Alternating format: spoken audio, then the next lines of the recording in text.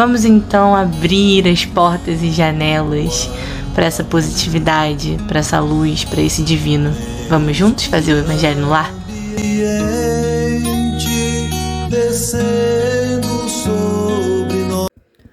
Olá, meus amigos, olá, minhas amigas. Hoje vamos falar sobre o capítulo 5 do livro O Evangelinho segundo o Espiritismo, de Laura Bergalo. O capítulo 5, intitulado de Bem-aventurados os aflitos, fala um pouquinho sobre um viés do sofrimento e como que é a visão espírita, né, a respeito das aflições, a respeito de como lidar com as adversidades da vida.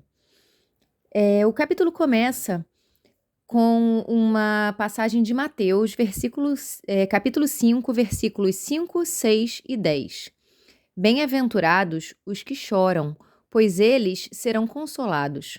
Bem-aventurados os que sofrem perseguição pela justiça, pois é deles o reino dos céus. Em Lucas, capítulo 6, versículos 20 a 21, diz que bem-aventurados vocês que são pobres, porque seu é o reino dos céus. Bem-aventurados vocês que agora têm fome, porque serão saciados. Felizes são vocês que agora choram, porque irão rir. E ainda em Lucas, capítulo 6, versículos 24 a 25, ele diz: mas ai de vocês que são ricos, que têm no mundo a sua consolação. Ai de vocês que estão saciados, porque terão fome. Ai de vocês que agora riem, porque serão obrigados a gemer e chorar. E aí vamos passar para falar um pouquinho da justiça, a questão da justiça divina nas aflições, nos momentos de aflição, nos momentos de sofrimento. O nascimento de umas pessoas na miséria e de outras na riqueza, assim como o sofrimento de pessoas boas, ao lado da vitória de outras claramente mais, entre outras coisas, fazem com que muitos acontecimentos que vemos na vida pareçam injustos e incompreensíveis para nós. Mas é que somente o cumprimento dessas palavras de Jesus aos aflitos, e não nessa existência, mas na vida futura, é possível compreender e aceitar a conveniência de sofrer para ser feliz. Os contrastes que observamos todos os dias aparentemente seriam um exemplo da injustiça de Deus. Mas Deus nunca é injusto. Pelo contrário, é infinitamente justo e perfeito. Ele dispõe de poder, justiça, bondade e outras qualidades mais, sem as quais não seria Deus. Portanto, Deus não pode agir injustamente ou mesmo com parcialidade. Sendo assim, as coisas ruins que acontecem na vida das pessoas têm uma causa, que também só pode ser justa uma vez que Deus também é justo. E isso precisa ser aceito por cada um de nós. Hoje, por meio do Espiritismo, Deus revela aos homens essas causas, mostrando a nós todos a origem dos sofrimentos, sua justificativa e também a sua função. Causas atuais das aflições. Os sofrimentos que temos que enfrentar na vida têm duas origens diferentes. Uns têm origem na vida atual, enquanto outros vêm de outras encarnações. Muitos dos problemas que temos hoje são consequência do nosso próprio caráter e do nosso comportamento presente. Assim, somos vítimas de nós mesmos, do nosso orgulho, do nosso descuido, da nossa ambição, da nossa falta de ordem e da nossa ausência de perseverança. Somos vítimas de nós mesmos por nunca estarmos satisfeitos com o que temos, por usarmos de interesse e vaidade nas nossas relações com o próximo, por disputarmos coisas sem necessidade, por exagerarmos na comida, na bebida e em outros prazeres materiais, o que acaba provocando doenças do corpo e do espírito. Somos também vítimas de nós mesmos por fraqueza, indiferença na educação dos filhos, gerando mais tarde ingratidões, indiferenças, e por tantas outras coisas ruins que vêm do nosso próprio comportamento. Se pensássemos honestamente sobre de onde vêm os problemas que nos torturam, em boa parte das vezes, chegaríamos até a conclusão de que não teriam acontecido se tivéssemos feito ou deixado de fazer alguma coisa. Nesse caso, os responsáveis pelos sofrimentos somos nós próprios. Em muitas e muitas situações, somos os causadores de nossas próprias desarmonias. Mas como somos vaidosos, em vez de reconhecermos isso, preferimos colocar a culpa no azar, em Deus ou em outras pessoas. E esquecemos que, para evitar tudo isso, a única solução é trabalharmos para melhorar moral e intelectualmente. Os sofrimentos são uma espécie de aviso para nós, um aviso de que nos comportamos de forma errada. Eles nos trazem experiência, nos ajudam a separar o bem e o mal e nos mostram a necessidade de nos melhorarmos, para no futuro evitar mais sofrimentos. Muitas vezes, ficamos achando que a experiência e o sofrimento chegaram tarde demais, mas isso nunca é verdade. Assim como depois de cada noite, há sempre um nascer do sol. Também para as pessoas, a oportunidade volta numa outra vida, quando haverá a chance de aproveitar a experiência adquirida no passado. Causas anteriores das aflições. Mas existem problemas que não parecem ter sido causados por nada do que fizemos nessa vida e que costumamos chamar de fatalidade. Um exemplo é a morte de entes queridos e daqueles que são o sustento da família. Outros exemplos são acidentes imprevisíveis, problemas financeiros inesperados, desastres e calamidades naturais, como terremotos, furacões, epidemias, certas doenças ou ainda defeitos de nascença. Há crianças que nascem com graves problemas físicos ou mentais, e há pessoas que adquirem sérias deficiências e doenças sem nada terem feito na atual existência para merecerem a infelicidade do destino. Enquanto que na mesma casa e naquela mesma família, muitos outros têm saúde perfeita. Há também o caso das crianças que morrem muito cedo e que só passam por sofrimentos e dores. Se acharmos que a alma é criada no mesmo momento da formação do corpo físico, estaremos automaticamente negando a bondade e a justiça de Deus. Aliás, até hoje, nenhuma filosofia ou religião conseguiu explicar casos assim. Afinal, que culpa teriam essas crianças para, logo após a sua criação, serem atingidas por males que não mereciam e castigadas no futuro por males que não praticaram, sem ter tido nem ao menos uma oportunidade? Como todo efeito tem uma causa, esses fatos possuem uma causa. Se aceitamos que há um Deus justo, a causa também necessariamente tem que ser justa. Como a causa vem antes do efeito, e não havendo explicações para esses sofrimentos na atual vida, essas causas só podem estar numa vida anterior, certo? Por outro lado, Deus não castiga ninguém pelo que fez, nem pelo bem que fez, nem pelo mal que não fez. Assim, se alguém é punido, é porque praticou o mal. Se a pessoa não praticou o mal na atual vida, isso só pode ter acontecido numa outra existência. Dessa forma, fica mais fácil entender que o homem nem sempre é punido, ou mesmo punido inteiramente, agora pelo mal que pratica na vida atual. O certo é que ele não escapa da punição por suas faltas, desde que mereça. E isso pode só vir a acontecer nas suas próximas encarnações. Assim, podemos afirmar com certeza que a vitória e a prosperidade do indivíduo mau é apenas aparente e momentânea. Se ele não for punido hoje, será punido amanhã ou em outras vidas. Já a pessoa que sofre está sofrendo as consequências de seus próprios atos, mesmo que não tenham sido cometidos nesta vida. Todo sofrimento, mesmo aquele aparentemente não merecido, tem seu fundamento. Além disso, o princípio da lei de Deus diz que o homem, por ação de uma justiça que não falha, acaba sofrendo o que fez outros sofrerem. Se foi duro, será tratado com dureza.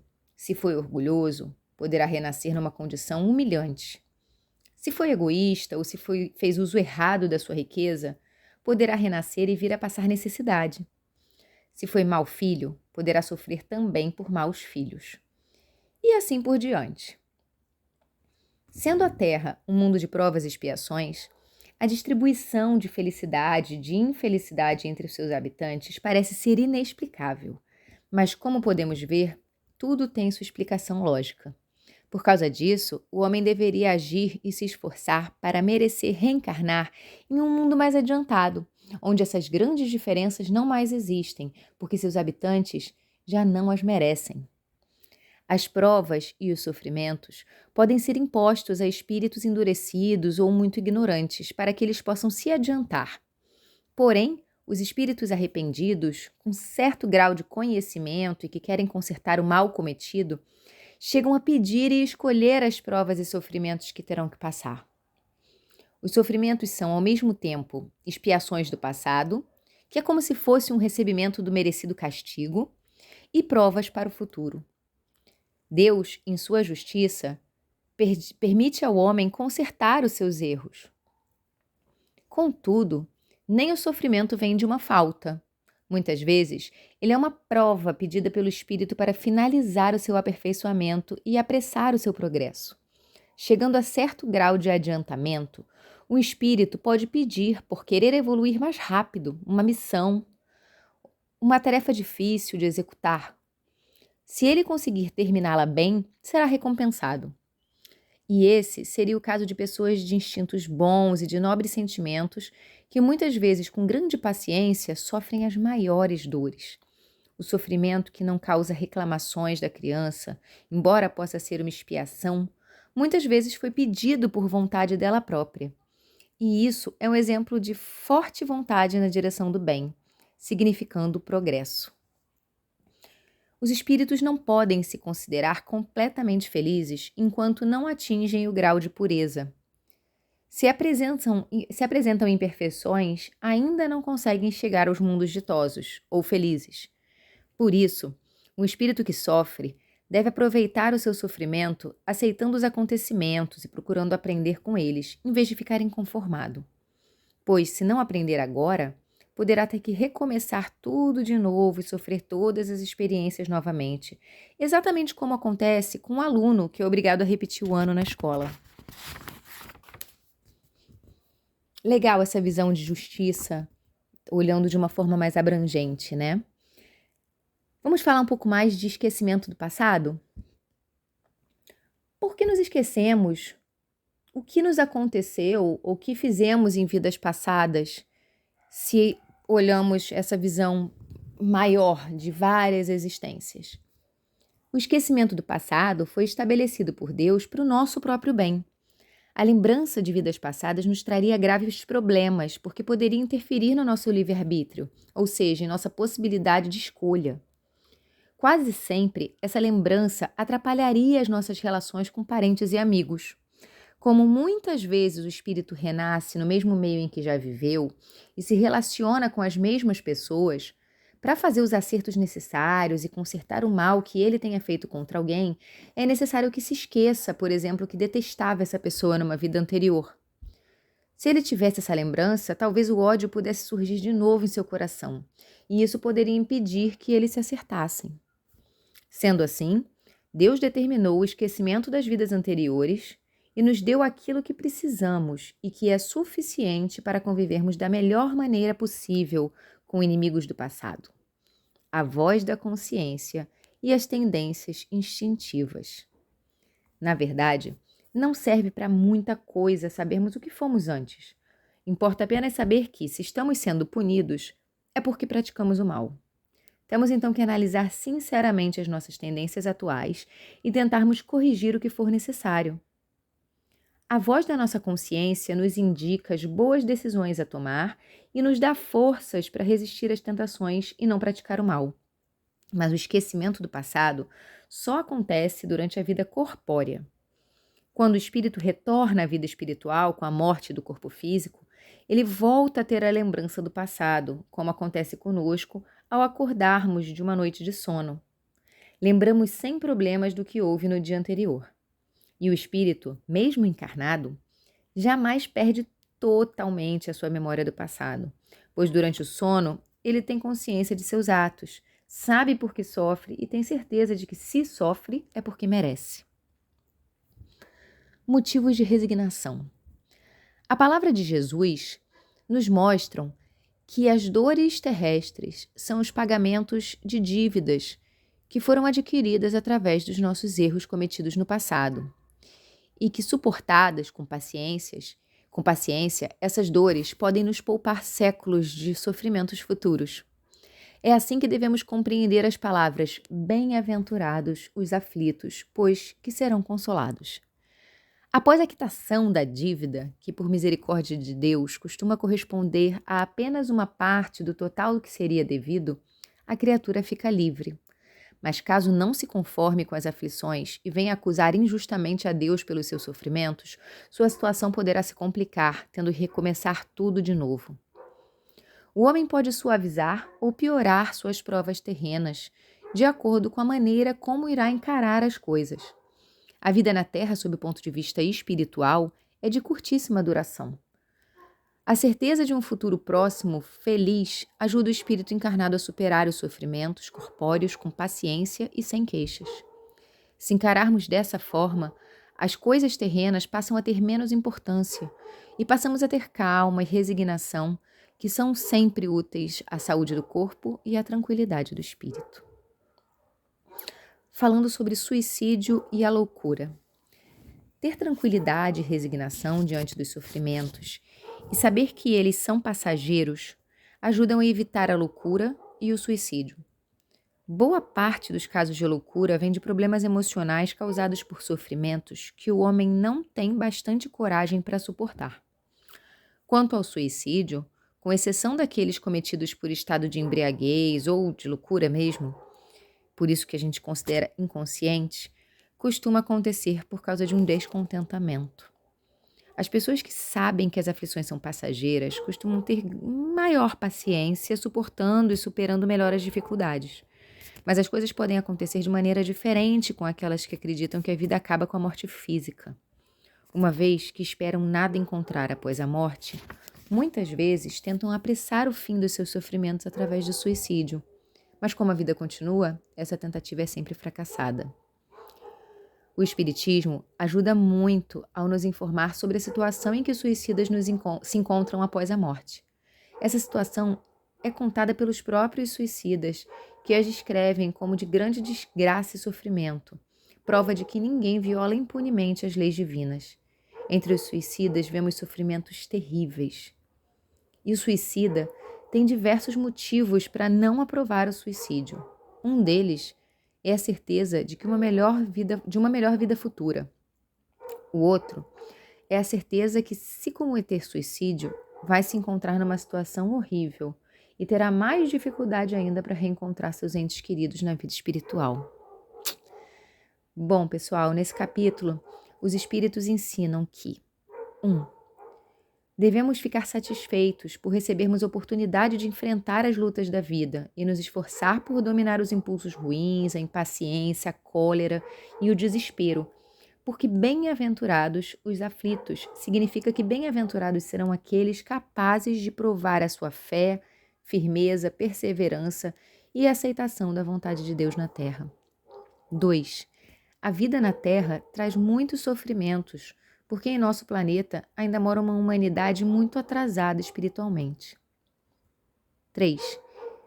Devemos nos consolar pensando no futuro que Deus está preparando para nós e que precisamos buscar as causas dos nossos problemas no nosso passado. 4. Antes de reencarnar, escolhemos muitas provas porque teríamos que passar e que por isso devemos suportá-las com paciência, sem reclamar contra Deus. 5. Que o melhor remédio é a fé e que mostra sempre o melhor caminho para diminuirmos as nossas angústias. 6. A felicidade não é desse mundo e nem mesmo o poder, a riqueza e a juventude são suficientes para se ter felicidade. 7. A Terra não está destinada para sempre a ser uma espécie de penitenciária e que vai se esforçar e melhorar, sendo essa uma grande tarefa do Espiritismo. 8. Devemos todos atuar na propagação do Espiritismo, que irá acelerar a transformação da Terra em mundo de regeneração. 9. As desencarnações inesperadas, quando os indivíduos muito mais moços partem antes dos mais velhos, o que é considerado cruel e sem sentido por muitos, obedecem a razões perfeitas e que acontecem com objetivos regeneradores. 10. Muitas vezes, essas mortes prematuras são um grande benefício, porque evitam que a pessoa caia em certas tentações materiais que talvez a prejudicassem muito se ficassem por mais tempo encarnada. 11. A criatura, ao desencarnar, continua seu caminho na vida espiritual e também lá pode ter grandes esperanças para o futuro. 12. As pessoas que desencarnaram, estão vivendo ao nosso lado, estão perto de nós e nos envolvem e protegem e se alegram com os nossos pensamentos de alegria a respeito delas. 13. Desejar que um homem bom permaneça na Terra por muito tempo seria o mesmo que desejar que um prisioneiro, mesmo que já cumprida a sua pena, fique por mais tempo na prisão. E desejar que um homem mau desencarne logo seria como querer libertar o criminoso antes de cumprida uma parte importante da pena. 14. Para o espírito, a verdadeira liberdade é ficar livre dos laços materiais, e a Terra é como uma prisão. Que a vida real é a espiritual, sendo a vida material uma simples fase no curso infinito das existências do espírito. 15. Talvez o homem pudesse encontrar relativa felicidade na Terra se não a procurasse nos prazeres materiais de curta duração, em vez de procurá-la nos prazeres do espírito, que não acabam nunca. 16. Quem se contenta com o que tem, economiza muito sofrimento, olhando para os que menos possuem, sente-se sempre rico e não criam falsas necessidades para si mesmos. 17. Muitas vezes um acontecimento que é ruim a princípio acaba produzindo um bem, e muitos fatos inicialmente agradáveis podem acabar se mostrando negativos, como, por exemplo, temos as tempestades, que arrancam árvores do chão, mas que purificam o ar. 18. Que tudo o que se considera uma infelicidade do ponto de vista na vida terrena termina com o fim da vida corporal e passa a ser visto de outra maneira na vida espiritual. E a verdadeira felicidade é a busca do prazer que a verdadeira infelicidade, é a busca do prazer desenfreado, o tumulto, a agitação sem meta e a satisfação da vaidade que atordoam o homem. O Espírito 19, o Espiritismo nos esclarece sobre todas essas verdades e nos indica que vale a pena perdermos a riqueza e o corpo de carne na batalha da vida para garantirmos um estado glorioso na vida espiritual. 20.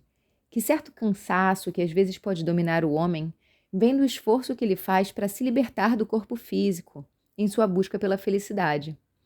Muitas vezes, o espírito erradamente acha que seus esforços são inúteis, ficando abatido e infeliz. 21.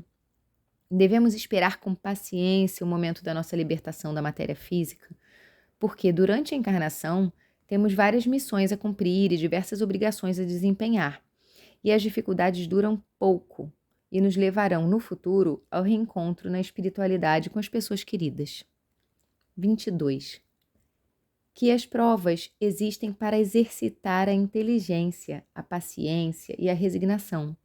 Mas o homem pode e deve procurar meios de superar essas dificuldades, que é importante sofrer sem reclamar, mas também é preciso, ao mesmo tempo, continuar lutando sem desanimar, caso não seja bem-sucedido.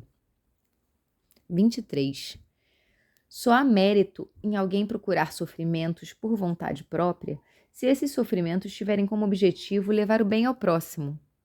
Não devemos enfraquecer os nossos corpos com sacrifícios sem objetivo, pois isso seria uma espécie de suicídio. 24. Não devemos assistir parados ao andamento de certas provas ou ao sofrimento das pessoas, já que Deus nos colocou ao lado dos que sofrem para usarmos os meios aos nossos alcances para suavizarmos tanto quanto possível os seus sofrimentos. 25. O espírita nunca deve agir como instrumento de tortura ou de sofrimento para os seus semelhantes, e deve sempre tentar aliviar as dores dos que sofrem, sabendo que faça o que fizer, no fim, a vontade de Deus sempre vai ser cumprida. 26. Todos estamos na terra para expiar, mas todos devemos nos esforçar por suavizar a expiação dos semelhantes, de acordo com a lei de amor e caridade. 27. Que não devemos ajudar um doente que está morrendo a morrer mais depressa, porque só Deus dispõe de conhecimento total para saber o exato momento em que alguém deve partir.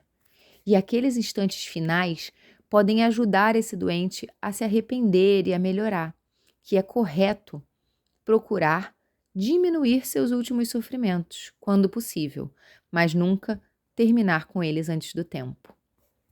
E por fim, 28, os nossos sofrimentos podem representar benefícios para os outros, tanto material quanto moralmente. Que alguns sacrifícios que fazemos muitas vezes servem para ajudar outras pessoas, além de serem sempre um bom exemplo para elas. E o bom exemplo costuma trazer resignação e confiança no futuro para os que sofrem. Pessoal, fechamos aqui o capítulo 5 do Evangelinho com uma linda e profunda reflexão sobre tudo aquilo que nos aflige durante a nossa existência. E como uma visão ampla, como uma visão geral de todas as nossas vidas e todo o nosso percurso enquanto espíritos pode ajudar a atenuar essa sensação que temos algumas vezes de que o mundo é injusto. E assim passaremos a viver com mais paz interior, com mais amor no nosso coração e mais predispostos à felicidade e ao nosso adiantamento. Um abraço, pessoal, e até a próxima.